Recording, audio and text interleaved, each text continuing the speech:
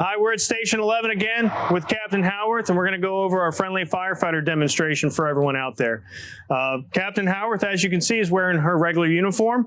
Why do we wear uniforms? Firefighters, police officers, and people that you can trust always have a uniform on. That way, if you are lost or if you need an adult, you can look for somebody in a uniform. So Captain Howard's going to go ahead and show us what we do first. We take our boots off.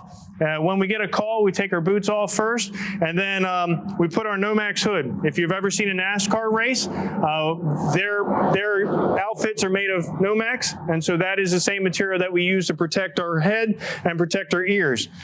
When you guys get up in the morning, the first thing you do is put your shoes on, right? No. Firefighters, that's what we do. We put our boots on first, and automatically our pants come up because we keep them together.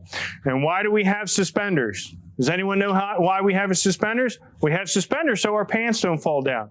That's an important step. If we're crawling around, we have to make sure that our suspenders keep our pants on and they don't fall down. Another thing I want to mention is our boots. I can step on Captain Howard's boots and make sure that I don't hurt her feet. Why? Because they're made of steel.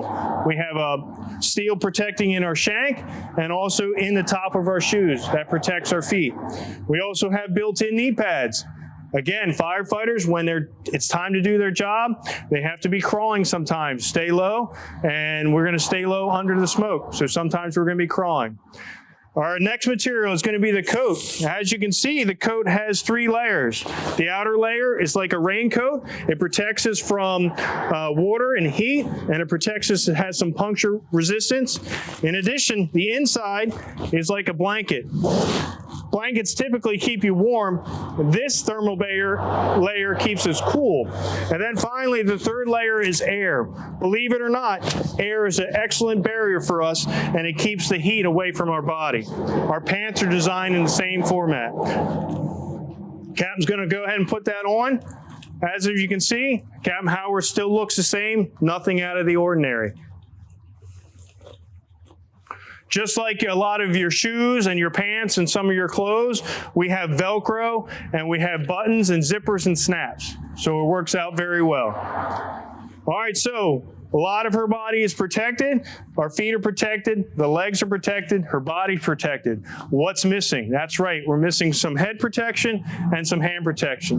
The next thing we're going to do is going to put on an air pack. Air pack. If you remember, this is not oxygen, but it's air. It's basically what we have done is we've put air that comes from around us and we squeeze it into this air cylinder. And this allows the firefighters to breathe fresh air as they go into a dangerous situation. Just like your backpack, if you guys have backpacks at school, this fits just like a backpack. Captain Howard's going to go ahead and put it on.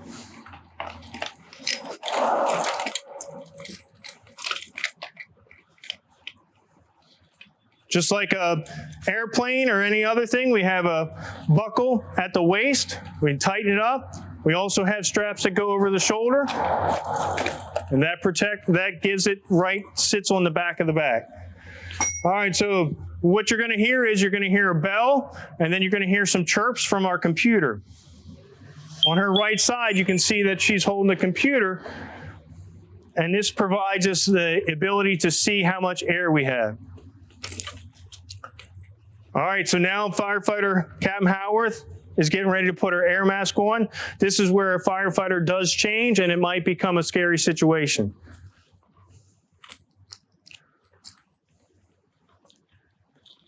And if you remember the Novax, you can automatically hear her starting to breathe.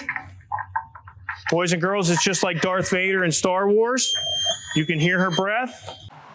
And finally, the captain has to put her helmet on. We need to make sure we protect her head. The helmet protects us from falling debris and any water that might come. It actually has a little brim on the back, and it runs down our back instead of going into our collar. What's the last thing that the captain has to put on? That's right. She's got to put on her gloves.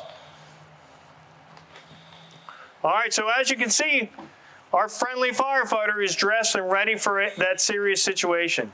All right, the reason why we do these friendly firefighter demonstrations at daycares and schools is because we don't want the children to be afraid.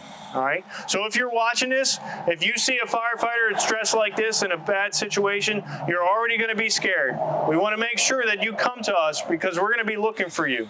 So don't hide in your closet, don't hide in your toy box, don't hide underneath your bed.